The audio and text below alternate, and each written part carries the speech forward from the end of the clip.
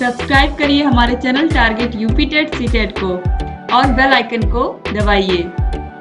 Hello friends, मैं रेनू स्वागत करती हूँ आप सभी भावी अध्यापक एवं अध्यापिकाओं का आपके अपने channel target UP TET CTET में। दोस्तों, आप लोगों को सेकेंड सेमेस्टर में मैंने सभी विषयों को हैंड रिटन नोट्स के माध्यम से पढ़ाया है, आप लोगों को पता है, और आप सभी लोगों ने उन सभी वीडियोस को बहुत ही अच्छे से पढ़ा। आप लोगों ने पढ़ करके एग्जाम में बहुत अच्छा स्कोर भी किया है, आप लोगों को पता है। तो दोस्तों, इसी तरीके से हम यहाँ पर थर्ड सेमेस्टर में भी आपके सभी विषयों को हैंड रिटन नोट्स के माध्यम से ही पढ़ाने वाले हैं, ताकि आप लोग के थर्ड सेमेस्टर में भी बहुत अच्छे नंबर आए। तो जैसा कि आपने पहले सभी विषयों के नोट्स अच्छे से बनाए थे, जैसे मैं पढ़ाते चल रही थी वैसे आप लोग नोट्स भी बनाते चल रहे थे, तो ऐसे ही आपको यहाँ पर भी करना है। और जिस तरीके से वहां पर आप सभी विषयों को समझ रहे थे, आपको किसी भी विषय को बहुत अधिक रटना नहीं पड़ा, आप लोगों ने सभी विषयों को अच्छे से समझा और सभी विषयों के जाकर के एग्जाम दिए। बस वही चीज आपको यहाँ पर भी करनी है, क्योंकि मैं बहुत अच्छे से आपको पढ़ाने वाली हूँ। आप लोग के सभी विषयों को अच्छे से अगर आप पढ़ लोगे और समझ लोगे तो आपको किसी भी परिभाषा को रटने की जरूरत नहीं पड़ेगी, सिर्फ और सिर्फ आपको समझना है और सारा कॉन्सेप्ट आपका क्लियर हो जाएगा। तो दोस्तों, चलिए बिना किसी देरी के आपका फर्स्ट पेपर शैक्षिक मूल्यांकन, क्रियात्मक शोध एवं नवाचार, इसमें हम फर्स्ट चैप्टर को पढ़ेंगे। तो फर्स्ट चैप्टर में हम शैक्षिक मापन या मापन के विषय में पढ़ेंगे। और दोस्तों, मापन जो है पूरा ये जो कॉन्सेप्ट है मापन का, पहले हम मापन पूरा अच्छे से क्लियर करेंगे इसका कॉन्सेप्ट, उसके बाद फिर हम मूल्यांकन पर चलेंगे। एक एक चीज जब आप समझोगे तो आपको समझ में आएगा और बहुत ही आसानी से आपको सारी चीजें लर्न हो जाएंगी। आप नोट्स बनाते चलिएगा दोस्तों, क्योंकि नोट्स आपको बहुत काम आएंगे। तो चलिए स्टार्ट करते हैं। हम शैक्षिक मापन किसे कहते हैं या मापन किसे कहते हैं, सबसे पहले हम इसके बारे में पढ़ेंगे। तो चलिए देखते हैं। मापन में अंक प्रदान किए जाते हैं जिससे परिणाम का ज्ञान हो सके। मापन में यह पता लगाया जाता है कि कोई वस्तु गुण या विशेषता में कितनी है। दोस्तों, मापन का मतलब होता है किसी भी वस्तु को अंक, किसी को अंक प्रदान करना। अब किसी को अंक प्रदान करने का मतलब है, जैसे मान लीजिए सीता ने गणित में 60 अंक प्राप्त किए, तो 60 अंक प्राप्त किए। या यहाँ पर देखिए मैंने एग्जाम्पल लिखा हुआ है, राम का वजन 35 किलो है। ये जो 35 किलो है या 35 केजी, ये मापन हो गया। निहार की बुद्धिलब्धि 140 है, तो ये जो 140 है ये मापन हो गया। सीता के गणित में 90% अंक है, ये भी क्या हो गया, ये भी मापन हो गया।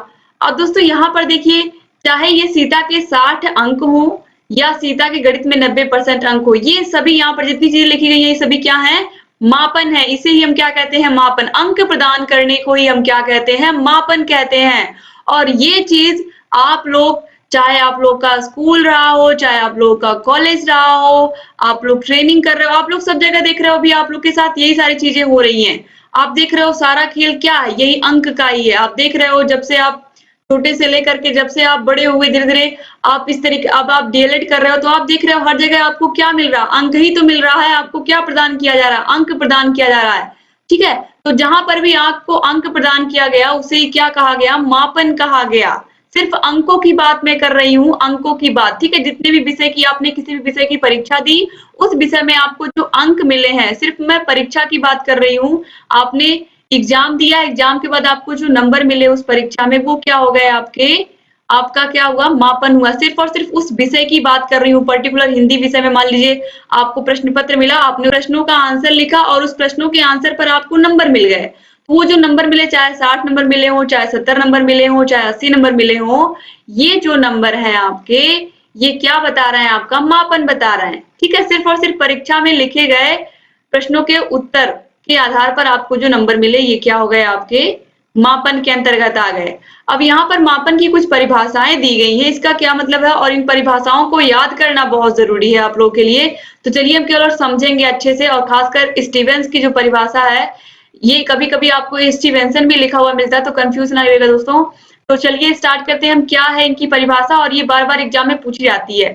तो स्टीवेंसन के अनुसार किन्हीं निश्चित स्वीकृत नियमों के अनुसार पदार्थों को अंक या संख्या प्रदान करने की प्रक्रिया मापन है।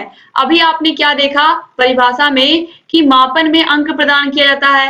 अब अंक तो मिलेगा, लेकिन अंक तो मिल रहा है, देखिए अंक या संख्या मिल रही है, लेकिन एक निश्चित नियम के अनुसार, निश्चित स्वीकृत नियम का मतलब, ये जो 60 नंबर मिल रहा है, 70 नंबर मिल रहा है, 80 नंबर मिल रहा है, ये किस पर मिल रहा है, ये एक निश्चित संख्या, ये बांधा है, ये जो है ये नियम है।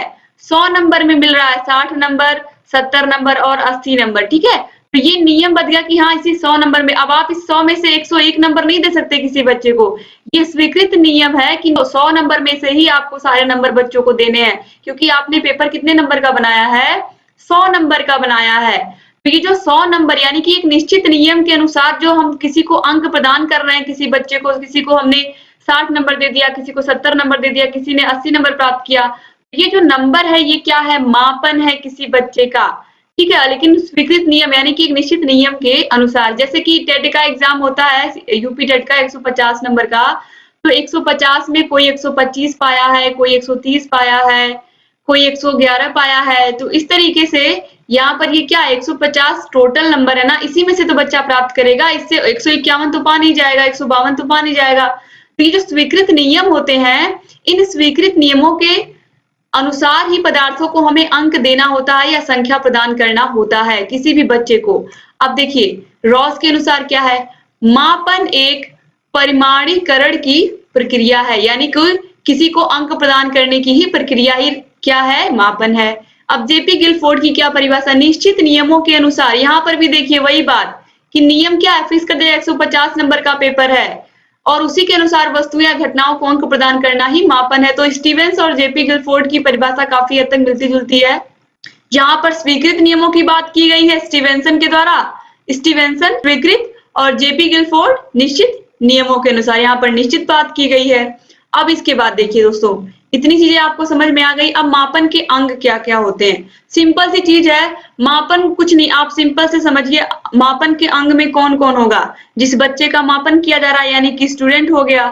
इसके बाद अब उपकरण क्या है, उपकरण जो आपको अंक प्रदान किए जा रहे हैं 150 में से। इसके अलावा वह व्यक्ति जो मापन करता है, मापन कौन करता है, टीचर करता है। तो इस तरीके से टीचर और स्टूडेंट के बीच में जो 150 नंबर, ये जो है 150 नंबर, इसी स्केल पर 150 के अंदर ही आपको बच्चों को नंबर देना है, या अगर कोई बहुत काबिल है 150 में 150 भी ला सकता है। तो इस तरीके से इसी नियम पर बच्चों को अंक प्रदान करना है।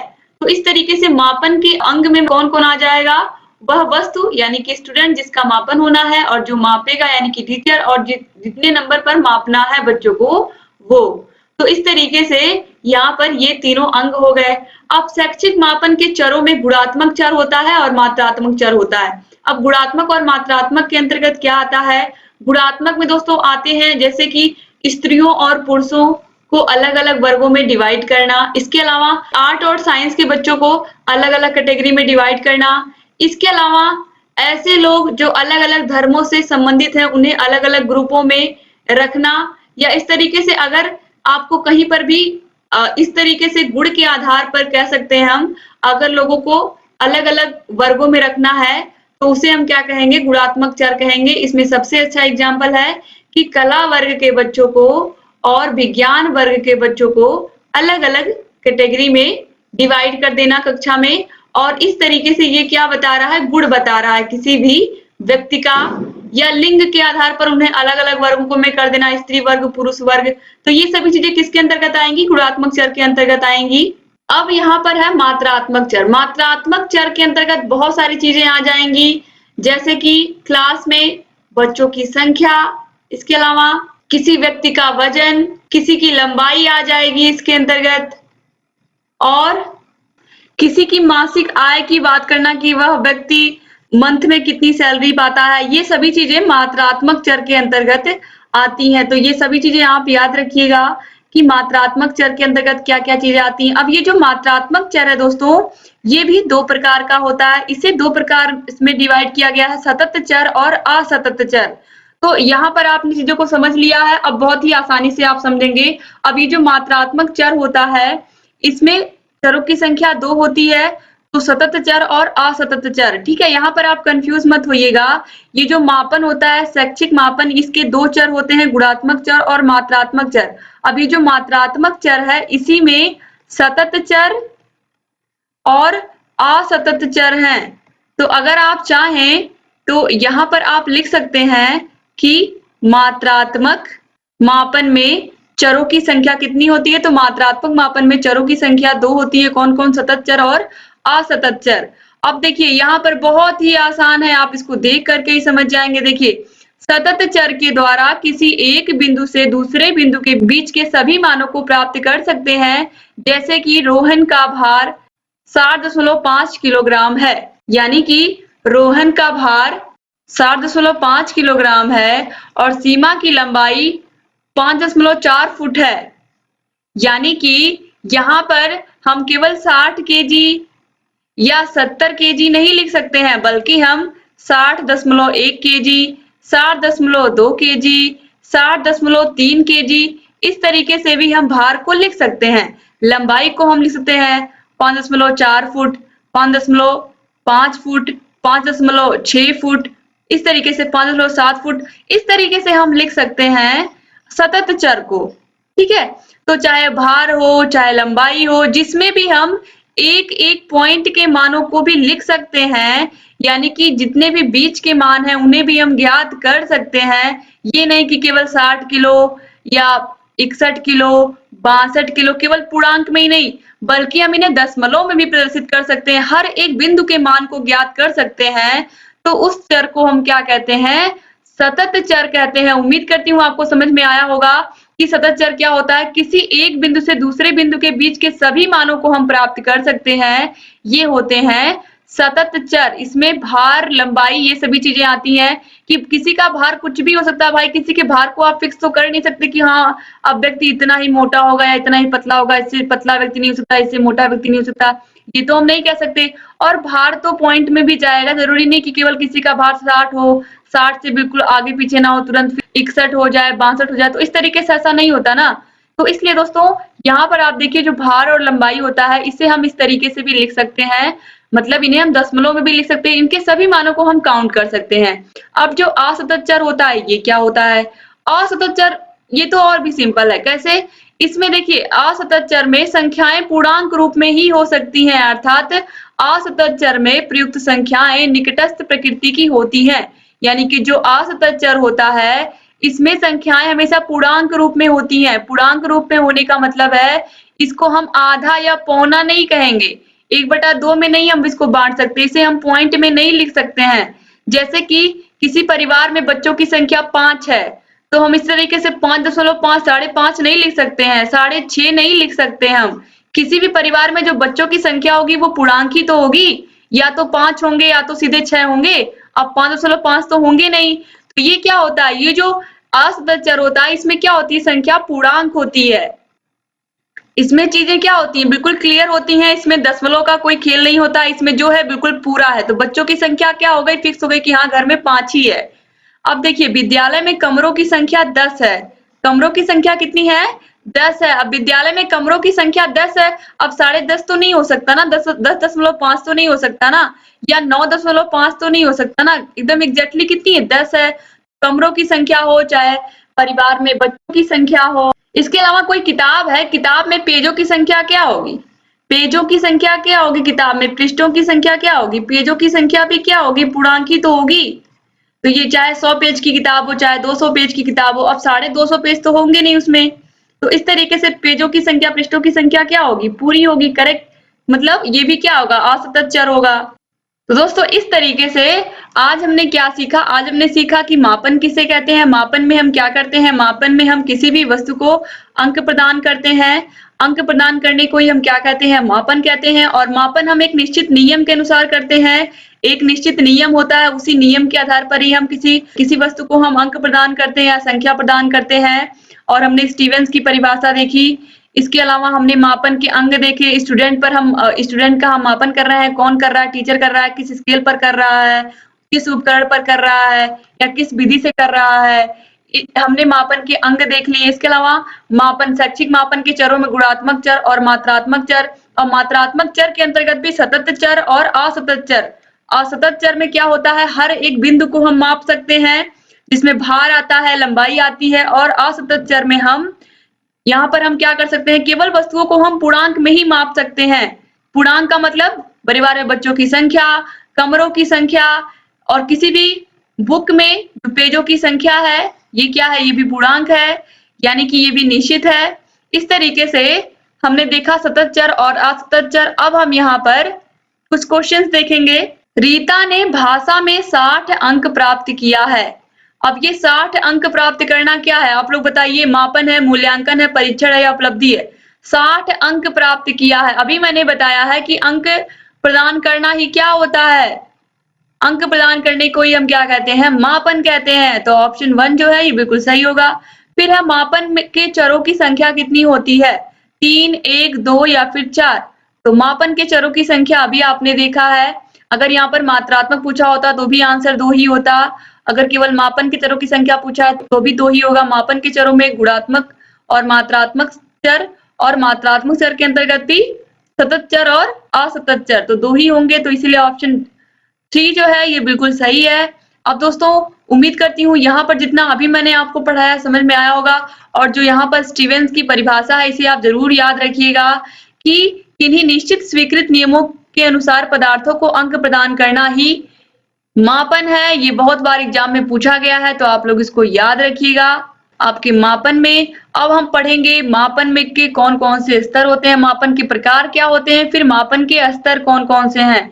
दोस्तों बहुत ही आराम से हम पहले पूरा मापन जो आपका टॉपिक है इसको अच्छे से, अब इसमें जितनी चीजें बची गई हैं उसको मैं पढ़ाऊंगी आपको, उसके बाद मैं मूल्यांकन स्टार्ट करूंगी, क्योंकि मेरा जो उद्देश्य है वो आप लोगों को बहुत ही अच्छे से आप लोगों को कॉन्सेप्ट क्लियर कराना है। एक साथ एक चैप्टर को सारी चीजें अगर मैं आप लोगों के दिमाग में डाल दूंगी तो आप कंफ्यूज हो जाओगे।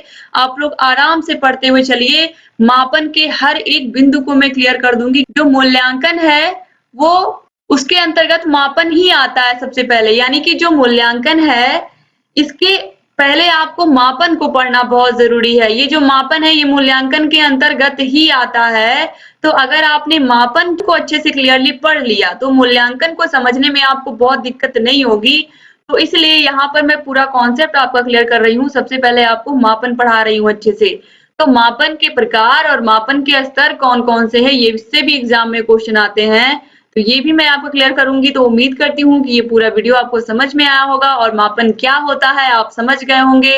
और दोस्तों अगर आप समझ गए तो प्लीज वीडियो को लाइक कर दीजिए और अपने अच्छे अच्छे प्यारे प्यारे कमेंट्स करके मुझे बताइएगा कि आपको फर्स्ट क्लास आपके फर्स्ट पेपर की कैसी लगी, और आप लोग क्या क्या चीजें पढ़ना चाहते हैं और क्या क्या चीजें आपको आगे समझनी है, आप लोग कमेंट करिएगा। और लगातार अब मैं आपको आपके लिए क्लासेस लेकर के आती रहूंगी और आप लोग की बेस्ट तैयारी ऐसे ही कराती रहूंगी।